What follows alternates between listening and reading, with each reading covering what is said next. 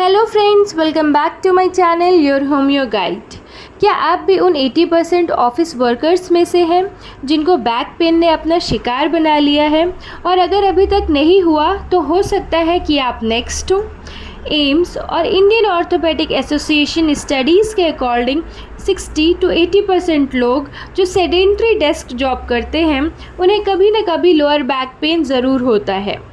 WHO and ergonomics research के according world wide लगभग 8 out of 10 office workers means 80% लोगों को लाइफ में बैक पेन का एक्सपीरियंस ज़रूर होता है, जिसमें सबसे कॉमन एज ग्रुप है 25 से 45 साल। एक ऑफिस वर्कर का सबसे कॉमन लेकिन डेंजरस दुश्मन है बैक पेन। आज इस वीडियो में हम जानेंगे इसकी छुपी हुई वजह क्या है, इससे कैसे बचा जाए और लास्ट में होम्योपैथिक मेडिसिन्स जो सही लाइफ स्टाइल के साथ इस दर्द को जड़ से ठीक कर सकती हैं। आइए समझते हैं ऑफिस जाने वालों को आखिर बैक पेन होता क्यों है। सबसे पहला है गलत पोस्चर। लोग झुककर काम करते हैं, गर्दन को आगे झुकाकर काम करते हैं, बिना सपोर्ट के बैठे रहते हैं। नंबर 2 है लंबे समय तक लगातार बैठे रहना। लोग 6 से 8 घंटे बिना ब्रेक के बैठे रहते हैं, जो उनकी स्पाइनल डिस्क पर लगातार प्रेशर डालता है। नंबर 3 स्क्रीन का लेवल सही नहीं होना। लैपटॉप या मॉनिटर की हाइट गलत होने से नेक और लोअर बैक पर स्ट्रेस पड़ता है। नंबर 4 मूवमेंट की कमी। फिज़िकल एक्टिविटी ना होने से मसल्स टाइट हो जाती हैं और फ्लेक्सिबिलिटी भी कम हो जाती है, जो बैक पेन का रीज़न बनती है। नंबर 5 स्ट्रेस और मेंटल प्रेशर। इमोशनल स्ट्रेस भी मस्कुलर टेंशन क्रिएट करता है, जिससे बैक पेन होता है।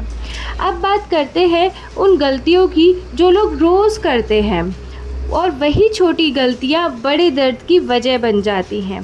जैसे कंफर्टेबल चेयर का यूज़ नहीं करना, लैपटॉप को लैप के ऊपर रख कर काम करना, कमर और गर्दन को सपोर्ट ना देना, ब्रेक्स ना लेना, लगातार घंटों बैठे रहकर काम करना, डेली स्ट्रेचिंग और वॉकिंग ना करना। आइए अब बात करते हैं उन होम्योपैथिक मेडिसिन्स की जिनमें बैठने से तकलीफ़ बढ़ती है। सबसे पहली मेडिसिन है रस्टॉक्स। इसमें पेशेंट को लगातार काम करते रहने से, चलते रहने से आराम रहता है और बैठने से, आराम करने से कमर दर्द बढ़ जाता है।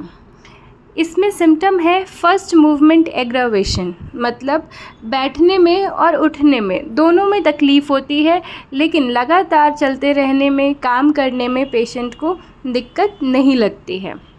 ये एग्जैक्ट अपोजिट मेडिसिन है ब्राइनिया एल्बा की, जिसमें जब व्यक्ति आराम करता है तो उसको कोई तकलीफ़ नहीं होती है, और जब व्यक्ति थोड़ी सी भी हरकत करता है या चलता है, काम करता है, तो उसकी दिक्कत बढ़ जाती है। दूसरी मेडिसिन है कैलकेरिया फ्लोर 6X। ये उन पेशेंट्स को दी जाती है जिनमें बहुत टाइम से बैक एक की समस्या होती है। इस मेडिसिन को अगर रस्टॉक्स के साथ दिया जाए तो इसमें बैक एक में बहुत अच्छा रिज़ल्ट मिलता है। इसका सिम्टम भी रस्टॉक्स के जैसा है। पेशेंट जितना चलता फिरता है उतना दर्द कम होता जाता है। नेक्स्ट मेडिसिन है अर्जेंटम नाइट्रिकम। इसमें पेशेंट को बैठने के बाद उठने में कमर दर्द होता है और लगातार चलने से आराम मिलने लगता है। इसमें बैक पेन के साथ साथ पैरों की पिडलियों में भी दर्द होता है, पैर कपकपाते हैं और पैरों में कमजोरी भी महसूस होती है। अर्जेंटम नाइट्रिकम का पेशेंट को मीठा बहुत पसंद होता है, लेकिन मीठा खाने से पूरे शरीर की दिक्कतें बढ़ जाती हैं। नेक्स्ट मेडिसिन है जिंकम मेटालिकम। इसमें पेशेंट को खड़े रहने के बाद बैठने में कमर दर्द होता है, exact opposite of argentum nitricum. Argentum में बैठने के बाद उठने में कमर दर्द होता है और जिंकम में खड़े रहने के बाद बैठने में कमर दर्द होता है। और इसमें भी मूवमेंट करने से आराम मिलता है। इसमें दर्द के साथ साथ जलन भी महसूस होती है स्पाइन में, और इसका पेशेंट हमेशा पैर हिलाता रहता है। नेक्स्ट मेडिसिन है कोबाल्टम मेटालिकम।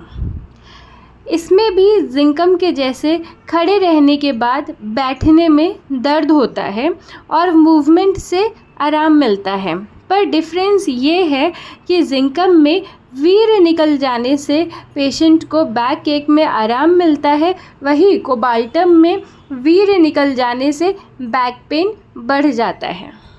नेक्स्ट मेडिसिन है एस्क्यूलस। जब लोअर बैक में भारीपन लगे, दर्द लगे और खिंचाव लगे और साथ साथ आगे झुका नहीं जाए, उसमें तकलीफ़ हो, तो एस्क्यूलस बहुत अच्छी मेडिसिन होती है। और अगर कमर दर्द के साथ साथ पाइल्स भी है तो ये सबसे बेस्ट मेडिसिन है। नेक्स्ट मेडिसिन है आर्निका मोंटाना।